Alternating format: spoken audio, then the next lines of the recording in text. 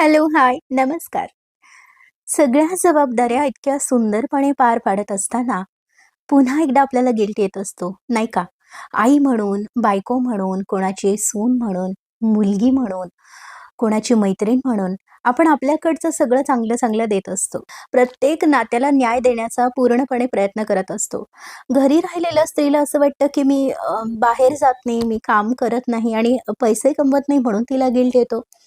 बाहेर जाऊन कमावणारी जी स्त्री आहे घरातली, तिला तिच्या मुलांसोबत वेळ घालवता येत नाही म्हणून गिल्ट येतो. त्यानंतर आपण स्वतःसाठी कुठे जगायला लागलो, तरी आपल्याला गिल्ट येतो.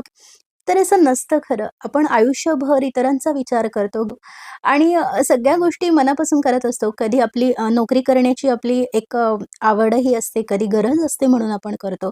घरी राहणं हा कधी-कधी स्वतःचा चॉईस असतो किंवा अ, काही कारणास्तव तिला घर सांभाळावं लागतं.